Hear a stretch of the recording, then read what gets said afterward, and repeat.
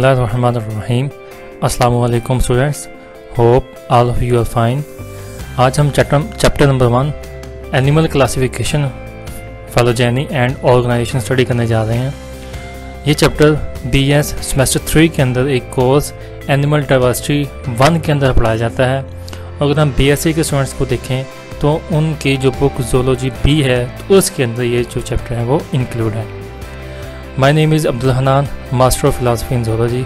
तो ये हमारा चैप्टर नंबर 1 का लेक्चर नंबर 1 है। स्टडी करते हैं इसके बारे में।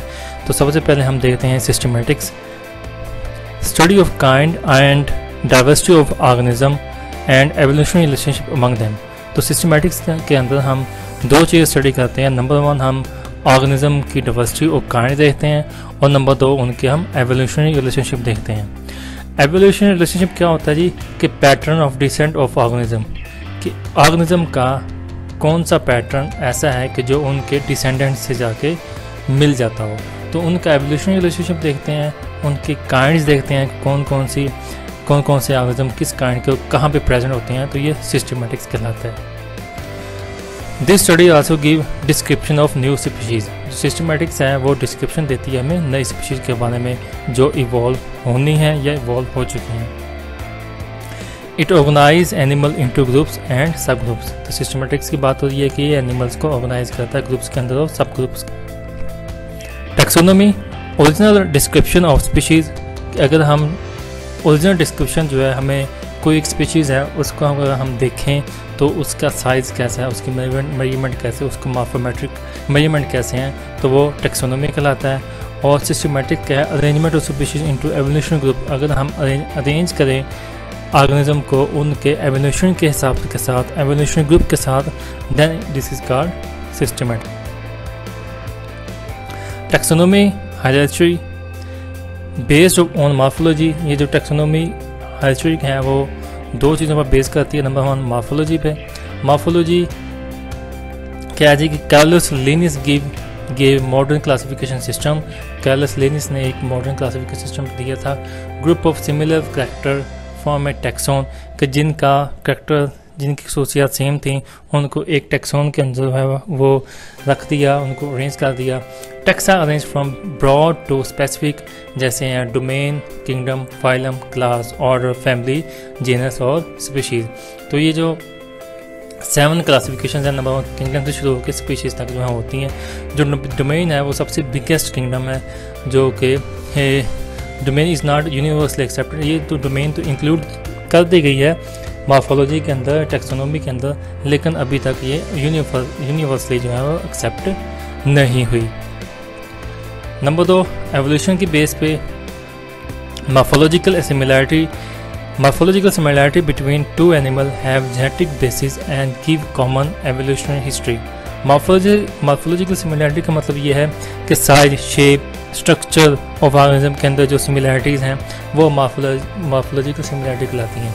Between two animals have genetic basis, उनकी क्या है कोई ना कोई जेनेटिक बेसिस है। And give common evolutionary history, और वो कोई ना कोई इनकी पीछे अगर हम स्टडी करें इनके डिसेंडेंट्स को तो वो एक उनका जो डिसेंडेंट है वो जाकर पीछे सेम हो जाएंगे। तो उनकी जो एवोल्यूशन है वो कॉमन हो जाएगी। वो वाले ऑर्गेनिज्म जिनकी मॉर्फोलॉजिकल जो है सिमिलर है तो उनके जो एवोल्यूशन है वो भी क्या होगी, सिमिलर होगी। Member of same taxonomic group are more related than different taxa. वही बात आ गई है कि जो टैक्सोनॉमिक ग्रुप के सेम मेंबर्स होंगे और वो रिलेट करेंगे एक दूसरे के साथ, देन डिफरेंट टैक्सा और दूसरे टैक्सा के कंपैरिजन के नतीजा में। Next nomenclature, assignment of a distinct name to each species, कि हर स्पीशीज़ को एक स्पेसिफिक नेम देना नॉमेनक्लेचर कहलाता है। Common name have 2 problem. ये नॉमेनक्लेचर हमने क्यों बनाया, क्यों कॉमन नेम की 2 प्रॉब्लम है। नंबर 1 ये है कि vary from country to country, किसी भी स्पीशीज़ का नेम जो है वो एक कंट्री से दूसरी कंट्री में वेरी करता है। फॉर एग्जांपल अगर हम ऑनियन की बात करें तो ऑनियन एक इंग्लिश का वर्ड है, तो जो जिन ममालिक के अंदर इंग्लिश लैंग्वेज जो है वो बोली जाती है वहाँ पे ऑनियन यूज़ होता है। और हम पाकिस्तान की बात करें तो पाकिस्तान की लैंग्वेज उर्दू है, तो उर्दू के अंदर उसको प्याज इस्तेमाल करेंगे। और हम अगर हम अरबिक कंट्रीज़ के अंदर देखें तो उसमें बेसला जो है वो यूज़ होता है। तो ये डिफरेंट नेम, एक ही चीज़ का डिफरेंट नेम यूज़ हो रही है, कंट्री से कंट्री जो है वेरी कर रहा है। Number 2, common name does not specify particular species, कि कोई भी कॉमन नेम कोई किसी पार्टिकुलर स्पीशीज़ को जो है वो स्पेसिफाई नहीं करता। फॉर एग्जांपल एक मिसाल लेना, जैसे जेलीफिश है, जेलीफिश से हमें ये महसूस होता है कि ये एक फ़िश की स्पीशीज़ है।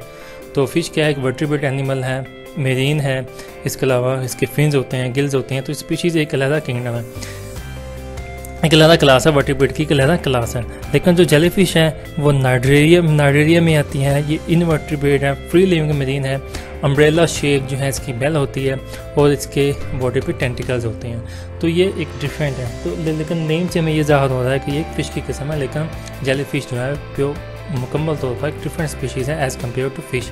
तो ये दूसरा जो है इसका प्रॉब्लम था। The name of genus always began with capital letter.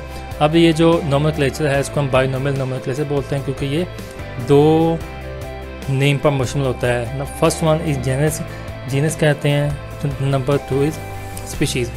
तो जो जीनस नेम होगा वो सबसे पहले कैपिटल लेटर से लिखेंगे उसको। The species name begin with small letter, the specific name are always in italic. वो जो स्पेसिफिक नेम है उसको हम इटालिक में लिखेंगे, या उसको हम बोर्ड में लिखेंगे, या उसको हम अंडरलाइन करके लिखेंगे। When hand written the genus name and species name have to be underline. यहाँ पे एग्जांपल शो हो रही है, देखें होमो सैपियन जो है इटालिक में लिखा हुआ है, होमो सैपियन जो है उसको हमने बोर्ड किया हुआ है, होमो सैपियन के अंदर हमने एक अंडरलाइन लगाई हुई। तो यहाँ पे नोमेनक्लेचर की बात की हुई है, ह्यूमन के नोमेनक्लेचर के बारे में बताया हुआ है कि क्लासिफिकेशन की हुई है कि किंगडम जो है ह्यूमन जो है एनिमेलिया में आता है, फाइलम कोर्डेटा है, क्लास मेमेलिया है, order primate, family Hominidae, genus Homo और स्पीशीज़ क्या है जी, होमो स्पीशीज सैपियन है। तो इसका नेम जो है दो चीज़ों पर मुश्तमिल होता है, एक जीनस पे एक स्पीशीज़ पे। तो ह्यूमन का जो साइंटिफिक नेम है वो Homo sapien. Molecular approach to animal systematics. Study of molecule like protein, DNA, RNA of different species. के मॉलिक्यूलर अप्रोच के अंदर हम डीएनए को स्टडी करते हैं। किसका डीएनए, आरएनए होगा, प्रोटीन है, और डिफरेंट स्पीशीज के डीएनए आरएनए प्रोटीन्स को स्टडी करते हैं, उनमें सिमिलैरिटी और डिफरेंस देखने के लिए। Animal have sequence of nitrogen base in DNA. Animals का सीक्वेंस होता है नाइट्रोजन बेस के अंदर डीएनए का, जिसको हम जीनोम कहते हैं। यही जीनोम जो है फर्दर आगे डिफरेंट किस्म की प्रोटीन बनाते हैं। Sequence of amino acid in protein and sequence of nitrogen base in DNA and RNA is different animal compared. कि हम सीक्वेंस को कंपेयर करते हैं मुख्तलिफ एनिमल के, चाहे वो सीक्वेंस प्रोटीन का हो, चाहे सीक्वेंस नाइट्रोजन बेस का हो, ठीक है जी। तो उसको हम स्टडी करते हैं एनिमल को कंपेयर करने के लिए मॉलिक्यूलर अप्रोचेस में। Sequence of mitochondria and nuclear DNA use for taxonomic study. इसके अलावा माइटोकॉन्ड्रिया का जो सीक्वेंस है, तो हमें पता है कि माइटोकॉन्ड्रिया के अंदर डीएनए होता है, तो माइटोकॉन्ड्रिया के अंदर जो डीएनए है उसको, वो न्यूक्लियस के अंदर डीएनए है उसको भी हम स्टडी करते हैं सिस्टमैटिक्स के लिए, मतलब ऑर्गेनिज्म को ग्रुप्स के अंदर डिवाइड करने। Kingdom of life, kingdom classification system. In 1969 Robert Whittaker give 5 kingdom classification system based on cellular organization and mode of region। के क्लासिफिकेशन सिस्टम सबसे पहले रॉबर्ट विटेकर ने 1969 में दिया था। तो वो बेस करता था दो चीज़ों पर। नंबर 1 सेलुलर ऑर्गेनाइजेशन पे, मतलब वो उनके जो सेल्स हैं वो यूनिसेलुलर हैं या मल्टी सेलुलर हैं, कौन से सेल्स हैं, मोड ऑफ रीजन, मतलब वो उनका ओरिजिन क्या है। तो नंबर 1 उसने क्लासीफाई किया था, जो पहले उसने क्लास बनाई थी वो मोनेरा थी। तो मोनेरा क्या होता है जी, मोनेरा किंगडम के अंदर जितने भी मेंबर्स हैं वो सारे के सारे प्रोकैरियोट्स हैं, और इसके अलावा इनमें आते हैं जी बैक्टीरिया और साइनोबैक्टीरिया वगैरह। दूसरी जो इस क्लास बनाई थी वो है प्रोटिस्टा। तो प्रोटिस्टा जो है वो यूकैरियोट हैं, और इसके अलावा सिंगल सेल भी होते हैं, और ये सेल सिंगल सेल जो है कॉलोनी बना के भी रहते हैं, और इसके अलावा इसमें अमीबा, पैरामीशियम वगैरह जो है वो आते हैं। प्लांट के अंदर ये प्लांट होते हैं वो सारे के सारे यूकैरियोट हैं, मल्टी सेलुलर होते हैं, और ये फोटोसिंथेटिक भी होते हैं, और इनके सेल के बाद सेल वॉल होती है, और दे यूजुअली नॉन मोटाइल। ये प्लांट जो होते हैं नॉन मोटाइल होते हैं। फंजाई जो है वो यूकैरियोट होते हैं, मल्टी सेलुलर होते हैं, और इनके अराउंड भी सेल वॉल होती है, और वो काइटिन से मिलकर बनी होती है। ये भी नॉन मोटाइल होते हैं, और ये डिकम्पोजर होते हैं। फंजाई जो है वो डिकम्पोज करते हैं ऑर्गेनिक मैटर को। ठीक है जी। नेक्स्ट जो है वो एनिमेलिया। एनिमेलिया जो है वो यूकैरियोट होते हैं। इसके अलावा मल्टी सेलुलर एनिमल्स हैं, और इसके अलावा ये जो हेटेरोट्रोफिक एनिमल अपने खुराक को तैयार नहीं कर सकते। इसके अलावा इनके अंदर सेल वॉल नहीं होती, और जो एनिमेलिया हैं वो यूजली मोटाइल हैं। Domain classification system number 2, molecular systematic compare base sequence of ribosomal RNA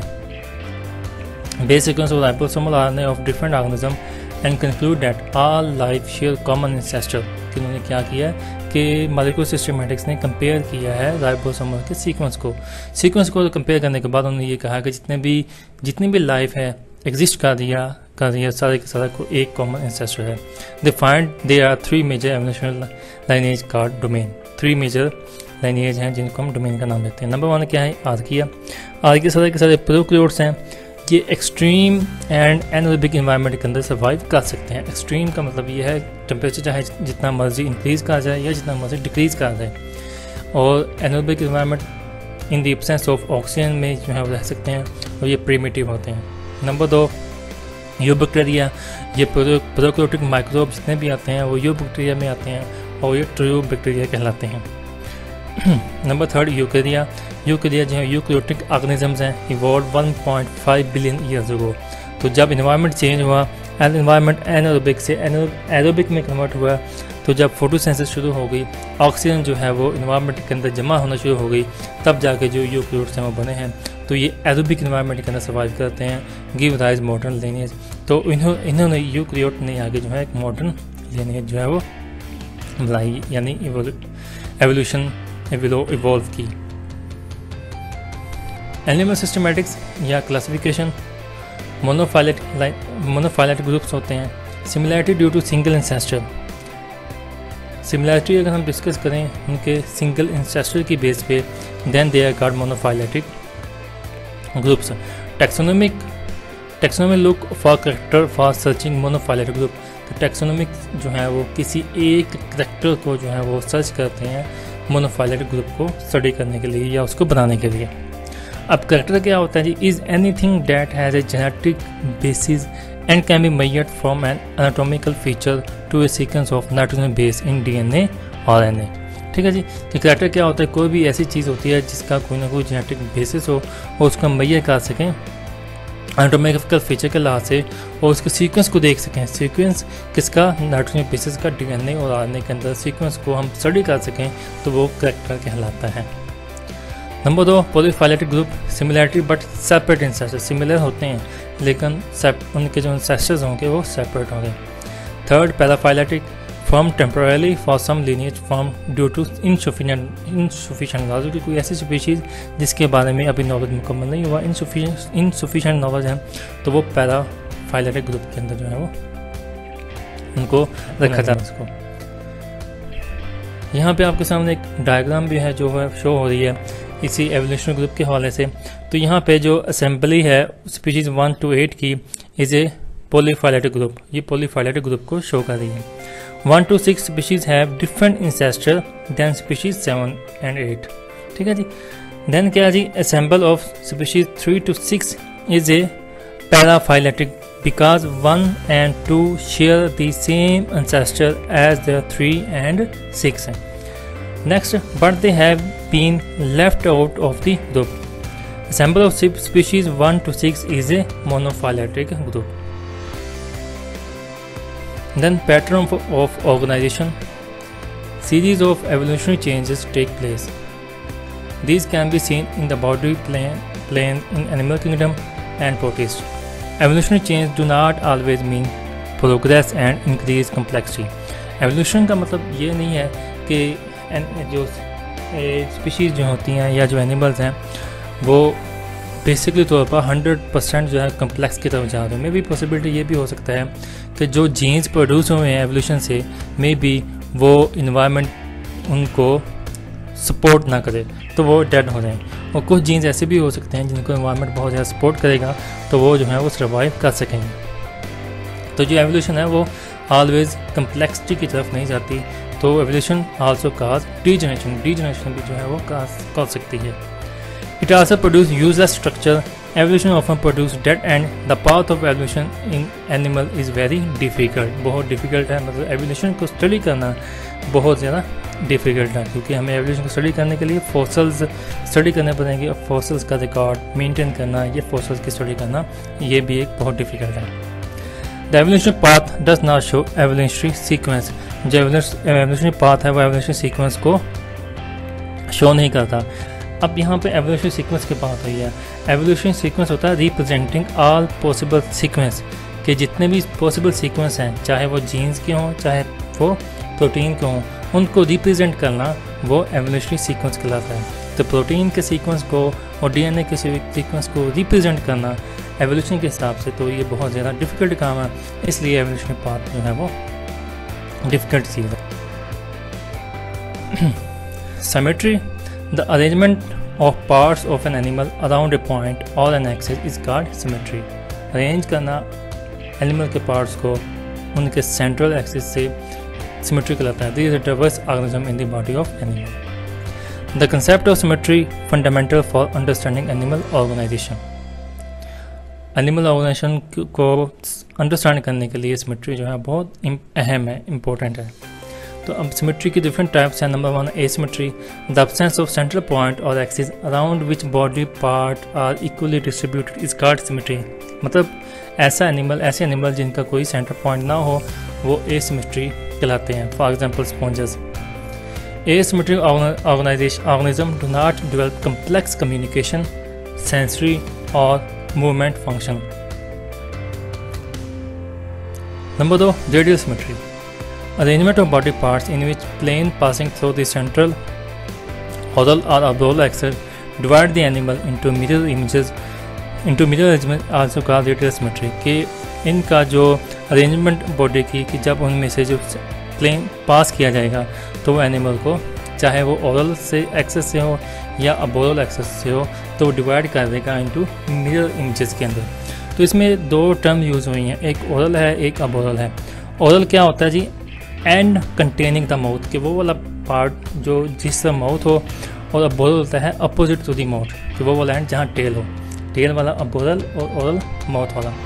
तो जब हम सेंट्रल एक्सिस में से किसी प्लेन को पास करेंगे तो वो 2 मिरर इमेजेस के अंदर डिवाइड हो जाएगा। For example sea animal. Radial symmetry की आगे 2 टाइप्स हैं, एक बायरेडियल है और एक पेंटारेडियल है। Biradial symmetry, the paired arrangement of some structure in radial symmetrical animal is called biradial symmetry।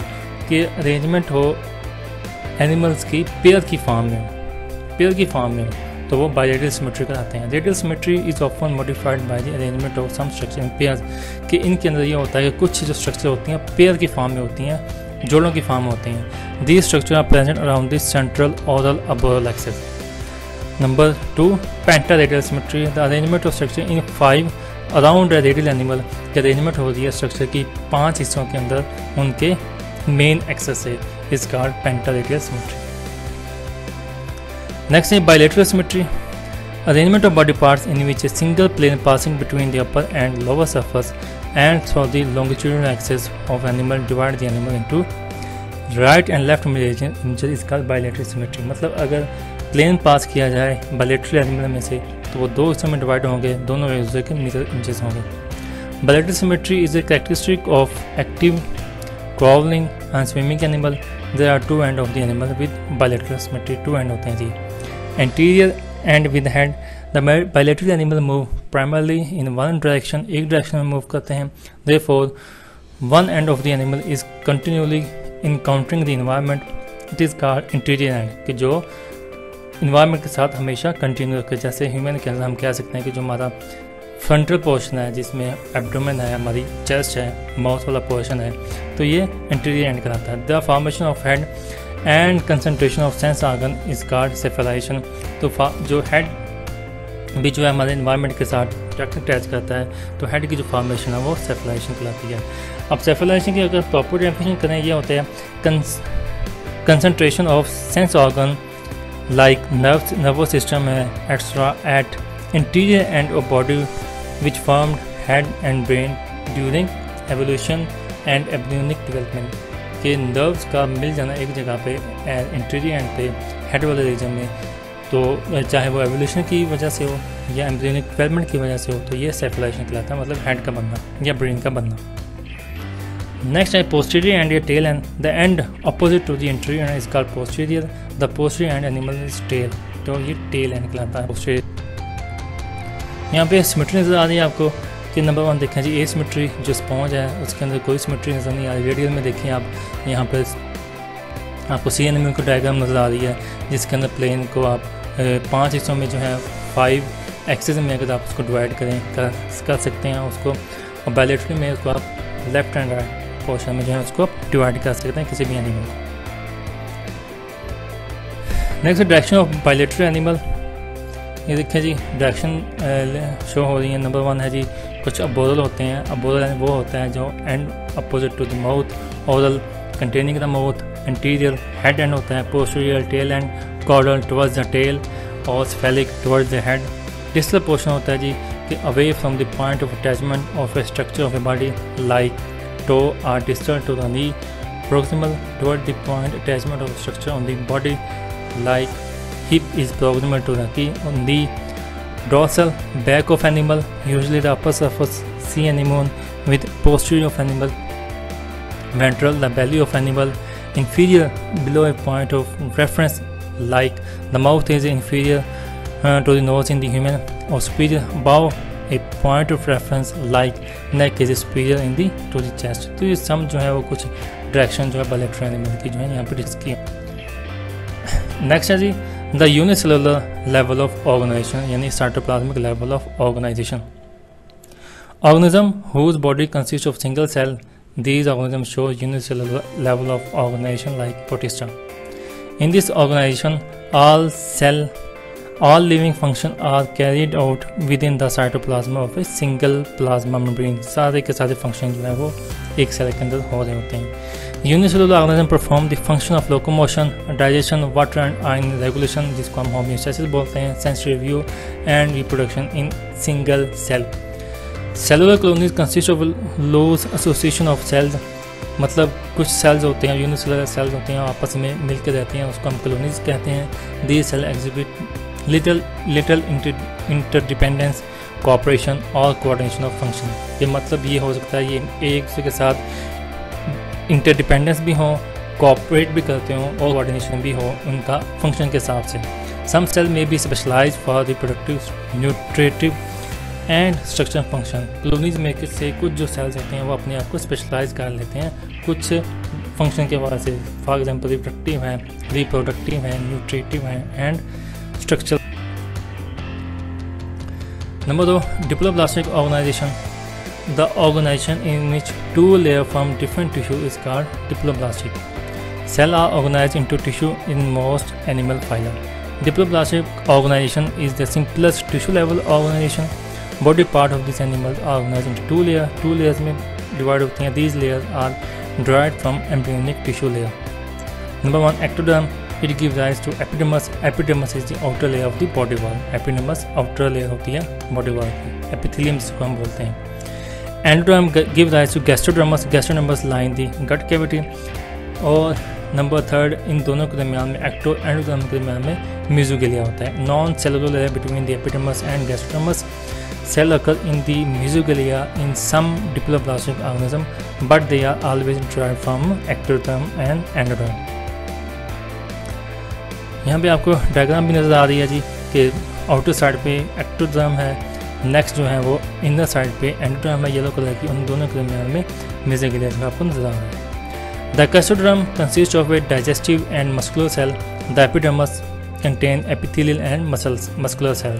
कि एपिडर्मिस जो है वो एपिथेलियल सेल और मस्कुलर सेल पर मशमूल होती है। जो गैस्ट्रोडर्मिस है उसके अंदर जो भी डाइजेस्टिव सिस्टम है वो प्रेजेंट होता है। The feeding movement of hydra or the swimming movement of the jellyfish take place by the cooperation of groups of cells. These cells show tissue level organization. Number 3 is triploblastic organization. The animals whose tissue are derived from 3 embryological layers are called triploblastic. Number 1 ectoderm. It forms the outer layer of the body wall and nervous system. Number 2 endoderm. It lines the gut. Number 3 mesoderm. It is sandwiched between ectoderm and endoderm. It gives rise to supportive contractile and blood cells. Most triploblastic animal have organ system level of organization. पेची हमने पढ़ा है triploblastic में, उसमें tissue level organisation होता है, लेकिन triploblastic में जो है वो organ system level of organisation होता है। जैसे कि टिश्यू जब ऑर्गेनाइज होंगे तो form excretory, nervous, digestive system, reproductive system, circulatory system वगैरह जो है वो इसमें शामिल है। Triploblastic animals are bilateral symmetry, they are relative active, ये एक्टिव होते हैं as compare to diploblastic. Coelom Coelom is a fluid-filled space in which internal organs can be suspended and separated from the body wall. Body cavity और coelom having following advantages. कि coelom क्या होती है कि cavity होती है internal organs, और जिसके अंदर इंटरनल ऑर्गन जो हैं वो सस्पेंड होते हैं। इंटरनल ऑर्गन मतलब स्टोमिक, लंग्स, इसके अलावा किडनी, ये सारे के सारे इंटरनल ऑर्गन्स हैं। तो ये जो है वो इसके अंदर सस्पेंड होते हैं और सेपरेट भी होती हैं बॉडी वॉल से। तो इसके एडवांटेजेस क्या हैं coelom के? It provides more space for organ development. It provides more surface area for diffusion of gases, nutrient and waste product. It provides an area for storage. It acts as a hydrostatic skeleton. It helps in elimination of waste and reproductive products from the body. It helps in increasing the size of. यहाँ पे आपको triploblastic coelom cavity दिखाई गई है। Triploblastic में देखें बाहर वाली लेयर एक्टोडर्म है, ठीक है जी, अंदर वाली लेयर जो है एंडोडर्म है, और इनके दरमियान में एक थर्ड लेयर बनी हुई है जिसको हम कहते हैं मीजोडर्म, और ये एंडोडर्म से जो है ओरिजिनेट होती है। नंबर coelom कैविटी देखिए आप, यहाँ पे आपको नज़र आ रही है कि सबसे बाहर वाली लेयर एक्टोडर्म है, उससे अंदर वाली लेयर मीजोडर्म, और दैन जो है मीजोडर्म और एंडोडर्म के दरमियान में एक बॉडी कैविटी बनी हुई है जिसको हम coelom का नाम देते हैं, और coelom जो है वो एंडोडर्म से जो है वो ओरिजिनेट होती है। Types of triploblastic pattern.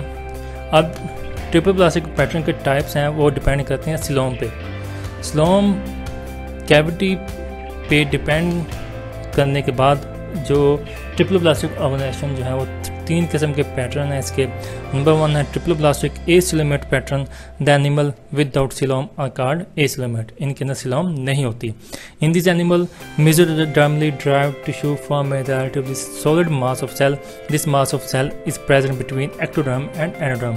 कि जो मेसोडर्म होती है वो सिर्फ एक सॉलिड मास ऑफ सेल बनाती है, और ये सॉलिड मास जो होता है एक्टोडर्म और एंडोडर्म के दरमियान में होता है। Triploblastic pseudocoelomate. A pseudocoelomate is a body cavity not entirely derived by mesoderm. ऐसी बॉडी कैविटी जो मेसोडर्म से ड्राइव ना हो, बल्कि वो रिमेन तो हो ब्लास्टोसील के, मतलब ब्लास्टोसील के कुछ सेल्स हों, मतलब वो कैविटी जो मेसोडर्म से ओरिजिनेट नहीं होती बल्कि ब्लास्टोसील के कुछ रेमिनेंट होते हैं। There is no membrane suspended organ in the body cavity, और उसके अंदर मेम्ब्रेन सस्पेंडेड ऑर्गन नहीं प्रेजेंट होते। Triploblastic coelomate pattern. Coelom is a body cavity completely surrounded by mesoderm.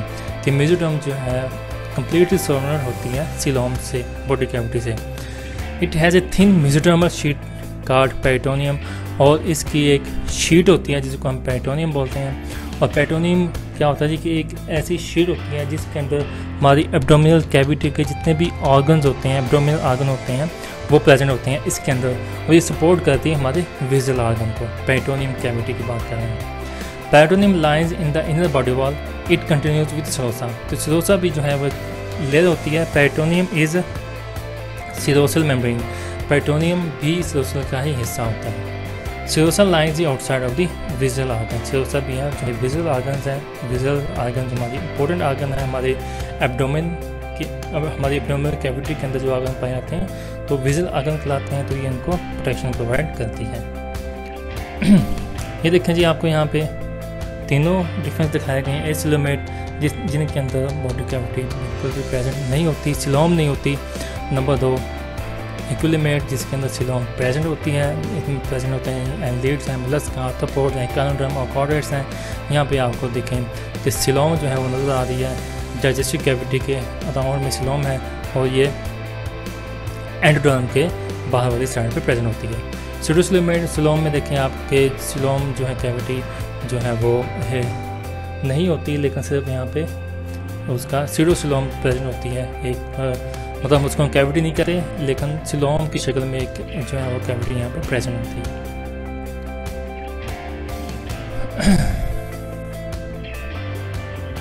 End of chapter 1 of animal diversity 1। Thanks for cooperation. हमारा ये animal diversity 1 का जो chapter number 1 है वो कंप्लीट हो गया।